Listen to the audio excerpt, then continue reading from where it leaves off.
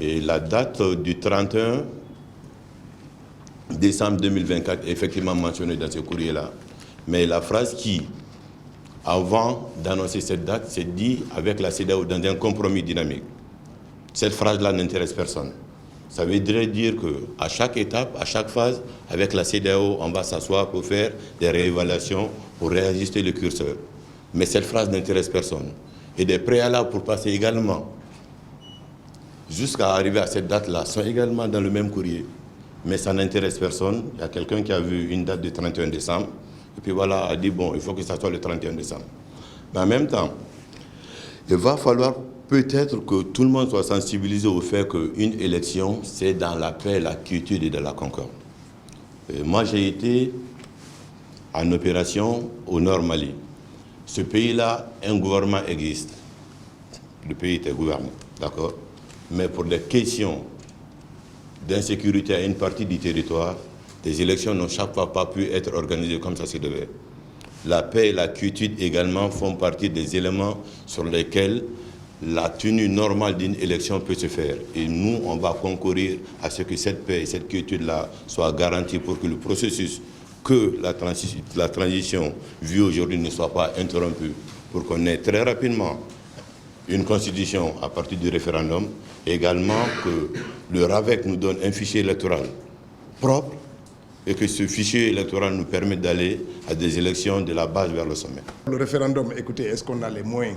Dans le calendrier connu actuellement et officiel, nous travaillons pour que le référendum se tienne en fin d'année.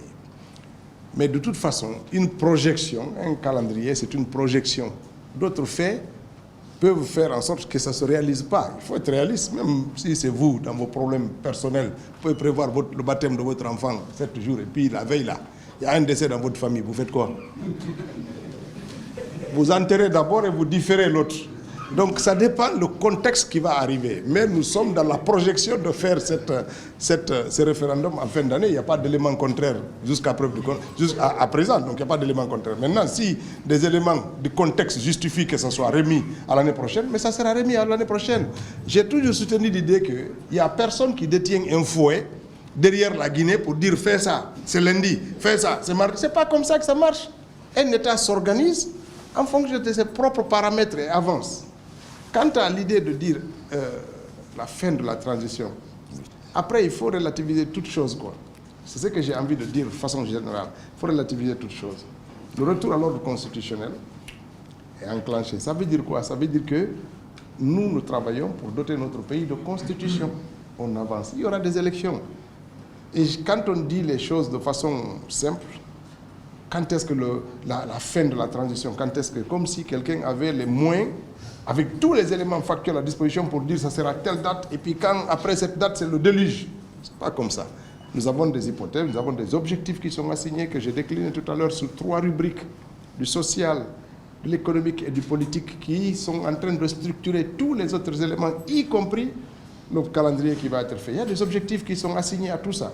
Si les objectifs sont atteints, mais la transition prendra fin. Il faut que les gens arrêtent vraiment de nous dire c'est quand, comme si un pays... Et donc il faut faire attention. On peut prévoir les choses, quelle que soit la bonne volonté. Le contexte justifiera la réalité qui va être observée par tout un chacun d'entre nous.